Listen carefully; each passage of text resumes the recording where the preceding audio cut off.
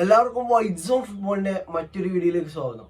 അപ്പോൾ ഈ ഒരു കഴിഞ്ഞ ആഴ്ച എന്ന് പറയുന്നത് ഫുട്ബോളിന്റെ ഹിസ്റ്ററി തന്നെ വളരെ വളരെ ഒരു ദുരന്തമേറിയൊരു ആഴ്ചയായിരുന്നു. കാരണം അത്രയും ഫുട്ബോളിനെ സംബന്ധിച്ചിടത്തോളം അത്രയും മോശപ്പെട്ട കാര്യങ്ങളാണ് ഈ ഒരു കഴിഞ്ഞ ആഴ്ചയിൽ നടന്നിട്ടുണ്ടായിരുന്നത്. അപ്പോൾ ഹോട്ടക്കും ഹോട്ടന്റെ ബ്രദറിനും ഒരു ആദരാഞ്ജലികൾ അർപ്പിച്ചുകൊണ്ട് നമുക്ക് ഈ ഒരു വീഡിയോ സ്റ്റാർട്ട് ചെയ്യാം. അപ്പം നമ്മൾ ഈ ഒരു വീഡിയോയിൽ നോക്കാനായിട്ട് പോകുന്നത് ഈ ഒരു ക്ലബ് വേൾഡ് കപ്പിന്റെ സെമി ഫൈനൽസിനെ കുറിച്ചിട്ടാണ്. അപ്പൊ നമ്മൾ കഴിഞ്ഞ ഇതിൽ പറഞ്ഞിട്ടുണ്ടായിരുന്നു ഈ ഒരു ക്വാർട്ടർ ഫൈനലിനെ കുറിച്ച് സംസാരിച്ചിട്ടുണ്ടായിരുന്നു. അപ്പോൾ ക്വാർട്ടർ ഫൈനലൊക്കെ കടന്നു കണ്ട് ഏകദേശം ഈ ഒരു ചെൽസി, ഫ്ലൂമിനൻസ്, അതുപോലെ തന്നെ ഈ ഒരു റയൽ മാഡ്രിഡ്, PSG എന്നീ ടീമുകളാണ് ഇപ്പോൾ ലാസ്റ്റ് 4 വന്നിട്ടുണ്ടായിരുന്നത്.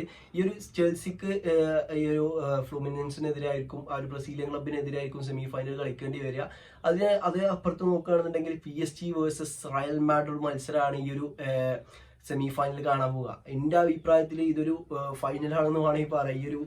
ഈ ഒരു റയൽ മാഡ്രിഡ് vs PSG മത്സരം എന്ന് പറയുന്നത്. ഈ ഒരു മത്സരത്തിൽ ജയിക്കുന്ന ആള് ഈ ഒരു ക്ലബ് വേൾഡ് കപ്പ് അടിക്കാനുള്ള പോസിബിലിറ്റി എന്ന് പറയുന്നത് 95%. ആ ഒരു അപ്പുറത്തെ സൈഡിൽ നിന്ന് വരുന്ന ടീമിന് ഞാൻ 5% ആ ചാൻസ് കൊടുക്കുന്നത്. അപ്പോൾ ഈ ഒരു നെക്സ്റ്റ് മാച്ച് ആയിട്ടുള്ള ഈ ഒരു PSG vs റയൽ മാഡ്രിഡ് മത്സരത്തിൽ ജയിക്കുന്ന ആള് ഈ ഒരു ക്ലബ് വേൾഡ് കപ്പ് അടിക്കാനുള്ള ചാൻസ് ഞാൻ പറയുന്നിടത്തോളം 95%. ഈ ഒരു PSG vs ഈ ഒരു ബയേൺ മ്യൂണിക്ക് മത്സരമായിരുന്നു ഈ ഒരു ക്വാർട്ടർ ഫൈനലിൽ ഒരു വമ്പൻ പോരാട്ടം എന്ന് പറയാൻ പറ്റുന്ന ഒരു മത്സരം.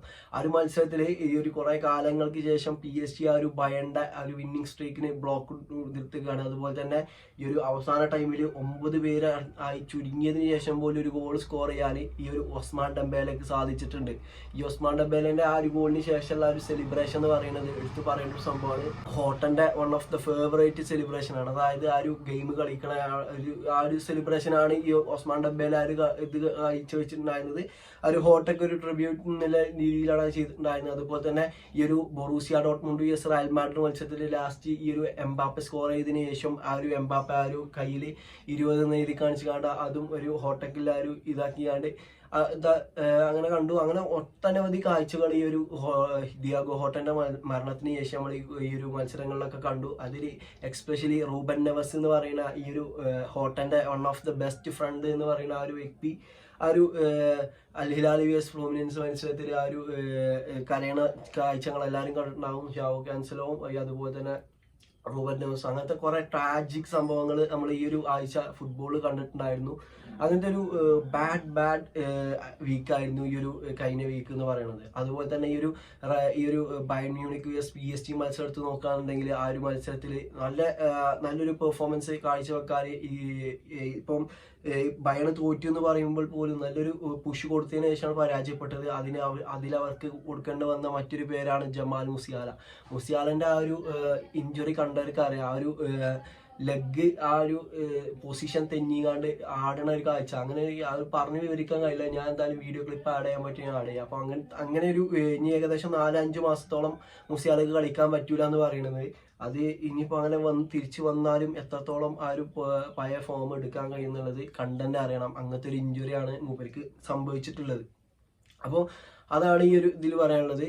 ഈ ഒരു റയൽ മാഡ്രിഡും ബൊറൂസിയ ഡോർട്ട്മുണ്ടും മത്സരം ആവേശിച്ച് നോക്കുമ്പോൾ ഫസ്റ്റ് ഹാഫ് തന്നെ റയൽ മാഡ്രിഡ് ആ ഒരു 24 മിനിറ്റിനുള്ളിൽ തന്നെ 2 ഗോളിന്റെ ലീഡ് നേടിയെടുക്കാൻ റയലിന് സാധിച്ചിട്ടുണ്ടായിരുന്നു. അതിൽ ആ ഒരു ഗോൺസാലോ ഗാസിയ എന്ന് പറയുന്ന പ്ലെയറിന്റെ ഇമ്പാക്റ്റും അതുപോലെ തന്നെ ഈ ഫ്രാങ്ക് ഗാസിയ എന്ന് പറയുന്ന ആ ഒരു ലെഫ്റ്റ് ബാക്കിന്റെ ഈ ഒരു സാബിന്റെ അണ്ടറിൽ കളിച്ചുകൊണ്ടിരിക്കുന്ന ഈ റയൽ മാഡ്രിഡിന്റെ പ്ലേയേഴ്സിൽ one of the best performance കാഴ്ചവെക്കുന്ന ഒരു പ്ലെയറാണ് ഫ്രാങ്ക് ഗാസിയ. ഈ ഒരു ആൻസലോട്ടിന്റെ അണ്ടറിലും ഫ്രാങ്ക് ഗാസിയ സ്റ്റാർട്ട് ചെയ്തിട്ടുണ്ടെങ്കിൽ പോലും മെൻഡി വന്നാൽ ഫ്രാങ്ക് ഗാസിയന്റെ സ്ഥാനം അപ്പോഴേ തെളിച്ചിട്ടുണ്ടാവും. പക്ഷെ എനിക്ക് തോന്നുന്നില്ല ഈ ഒരു ഫ്രാങ്ക് ഗാസിയനെ സാബി അലോൺസോ സബ് ചെയ്യുന്നുള്ളത്. സാബി അലോൺസോന്റെ ഫസ്റ്റ് 11 ഒരു പ്ലെയർ തന്നെ ആകാനാണ് ചാൻസ്. അപ്പോൾ അങ്ങനത്തെ ഒരു ഇന്നലത്തെ ആ ഒരു പെർഫോമൻസ് കാണുമ്പോൾ, ഫ്രാങ്ക് ഗാസിന്റെ പെർഫോമൻസ് കാണുമ്പോൾ എംബാപ്പന്റെ റിയാക്ഷനൊക്കെ കണ്ടിട്ടുണ്ടാവും നിങ്ങൾ. അതൊക്കെ ഈ ഒരു ഫ്രാങ്ക് ഗാസിന്റെ ഡ്രിബിളിനൊക്കെ ഇതായി കണ്ടാണ്. അങ്ങനെ നല്ലൊരു മികച്ച പെർഫോമൻസ് കാഴ്ചവെക്കാൻ ഫ്രാങ്ക് ഗാസിക്ക് ആ മത്സരത്തിൽ സാധിച്ചിട്ടുണ്ട്. അതുപോലെ തന്നെ ഗോൺസാലോ ഗാസിക്കും ആ ഒരു ഇതുണ്ടാക്കാൻ സാധിച്ചിട്ടുണ്ട്. അതിനുശേഷം ഈ ഒരു 2-0 എന്നുള്ളതിൽ ഇങ്ങനെ പോകുന്ന ടൈമിൽ ഏകദേശം ലാസ്റ്റിക്ക് എത്താൻ ടൈമിലാണ് ആ ഒരു 90+ലാണ് ഈ ഒരു ഗോള് ഈ ഒരു ബൊറൂസിയ ഡോർട്ട്മുണ്ട് തിരിച്ചടിക്കണേ. അതിന് മറുപടി എന്നോണം അടുത്ത മിനിറ്റിൽ അല്ലെങ്കിൽ 2 മിനിറ്റിനുള്ളിൽ തന്നെ ഈ ഒരു എംബാപ്പെ ആ ഒരു ബൈസൈക്കിൾ കിക്കുകളിലൂടെ ആ ഒരു 3-1 എന്നുള്ള സ്കോറിലേക്ക് മാറ്റി. അതിനുശേഷം ഒരു ഗോളും പാടെ വന്നു, 3-2 അങ്ങനെ ലാസ്റ്റ് ടൈമിൽ ഒരു കിഡിലൻ സേവ് നടത്തിക്കൊണ്ടാണ് തിബോട്ട് കോർട്ടോയ്സ് റയലിനെ എടുത്തുകൊണ്ട് ഈ ഒരു സെമി ഫൈനലിലേക്ക് പ്രവേശിപ്പിച്ചിട്ടുള്ളത്.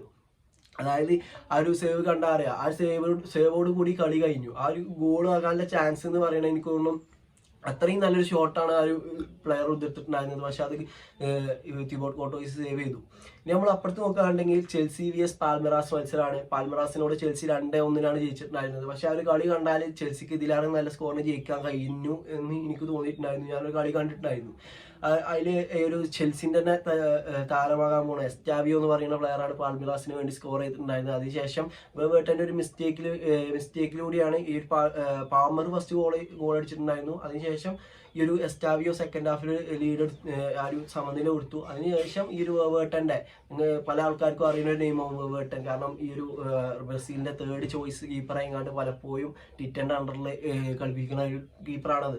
ആ ഒരു ചെറിയൊരു മിസ്റ്റേക്കിലൂടെ ആ ഒരു രണ്ടാമത്തെ ഗോള് ഈ ഒരു ചെൽസിക്ക് കിട്ടുകയാണ്. അങ്ങനെ 2-1 എന്നുള്ള സ്കോറിന് ചെൽസി ജയിച്ച് സെമി ഫൈനലിലേക്ക് കയറുകയാണ്. ഇപ്പോൾ പല ആൾക്കാർക്കും തോന്നിയിട്ടുണ്ടാവും ചെൽസിക്ക് ഫുള്ള് ലക്കാണെന്നുള്ളത്. സംഭവം ശരിയാണ്, ചെൽസിക്ക് നല്ല കമ്പാരിറ്റീവ്ലി നല്ലൊരു സൈഡാണ് കിട്ടിയിട്ടുള്ളത്. പക്ഷേ ഈ ഒരു സെമി ഫൈനലിൽ വരെ എത്താൻ സാധിച്ചുള്ളത് ഈ ഒരു ചെൽസിക്ക് നല്ലൊരു രീതിയിൽ തന്നെ ഉണ്ടാവും. ഇനിയിപ്പോൾ ഒരു ചലഞ്ച് എന്ന് പറയുന്നത് ഫ്ലൂമിനൻസിനായിരിക്കും. ആ ഒരു തിയാഗോ സിൽവന്റെ ടീമാണ്, ആ ഒരു മുൻ ചെൽസി ക്യാപ്റ്റനാണ്.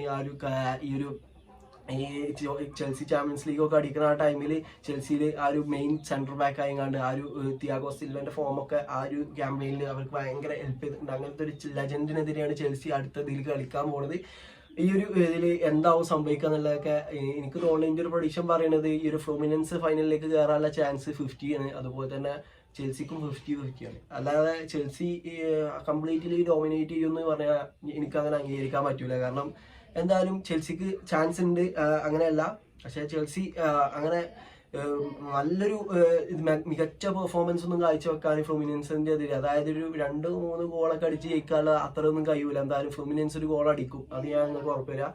അപ്പം ഇതിൻ്റെ ഒരു ഒപ്പീനിയൻ എന്ന് പറയുന്നത് അപ്പുറത്തെ സൈഡിൽ ഒരു സൗത്ത് അമേരിക്കൻ സൈഡും ഇപ്പുറത്തെ സൈഡിൽ ഒരു യൂറോപ്യൻ സൈഡും ഫൈനലിൽ വരണം എന്നുള്ളതാണ്. ഈ ഒരു ഫ്ലൂമിനൻസ് എങ്ങനെയാണ് സെമി ഫൈനലിലേക്ക് വന്നതെന്ന് പറയുകയാണെന്നുണ്ടെങ്കിൽ അൽ ഹിലാലിനെ പരാജയപ്പെടുത്തിയിട്ടാണ്. അൽ ഹിലാൽ എങ്ങനെ ക്വാർട്ടർ ഫൈനലിലേക്ക് വന്നാൽ സിറ്റിനെ പരാജയപ്പെടുത്തിയിട്ടാണ്. ഈ ഒരു അൽ ഹിലാലിനെ എനിക്ക് തോന്നുന്നത് അതിൽ ഞാൻ ഒരു ഇത് പറഞ്ഞുതരാം. ഈ ഒരു ഫ്ലൂമിനൻസിനെ വിജയിക്കാൻ കാരണമായിട്ടുള്ളത്, അതായത് നമ്മൾ അൽ ഹിലാലിന്റെ ആ ഒരു സിറ്റിക്കെതിരെ മത്സരമൊക്കെ കണ്ടാൽ അറിയാം, റൂബൻ നെവസും അതുപോലെ തന്നെ ജാവ് കാൻസലൊക്കെ എത്രത്തോളം ഇമ്പാക്ട് ഉണ്ടാക്കുന്ന ആ ഒരു മാച്ചിൽ എന്നുള്ളത്. പക്ഷേ ഈ ഒരു ഫ്ലൂമിനൻസിന് എതിരെയുള്ള ആ ഒരു മത്സരത്തിലേക്ക് വരുമ്പോൾ ഇവിടെ ഒരു ട്രാജിക് സംഭവം സംഭവിച്ചതിന് ശേഷം റൂബൻ നെവസിന്റെ ബെസ്റ്റ് ഫ്രണ്ട് മരിച്ചതിന് ശേഷമാണ് ഒരു മത്സരം കളിക്കാൻ പോകുന്നത്. അപ്പോൾ അതുകൊണ്ട് തന്നെ ആ ഒരു ഇതൊക്കെ ആ ഒരു മൂടൊക്കെ ആ ഒരു കളിനെ ബാധിച്ചിട്ടുണ്ടാവും. അതുകൊണ്ട് തന്നെ അത്ര മികച്ചൊരു പെർഫോമൻസ് ഈ 2 പ്ലേയേഴ്സിനും എടുക്കാനും സാധിച്ചിട്ടുണ്ടാവില്ല. അതൊക്കെ ഒരു ഇതാകാൻ ചാൻസ് ഉണ്ട്. എങ്കിൽ കൂടി അൽ ഹിലാൽ ഈ ഒരു ക്യാമ്പയിന്റെ ക്വാർട്ടർ ഫൈനൽ വരെ പോയി. അതിൽ ഈ ഒരു റയൽ മാഡ്രിഡിനെതിരെ ഡ്രോയും മാഞ്ചസ്റ്റർ സിറ്റിക്കെതിരെയുള്ള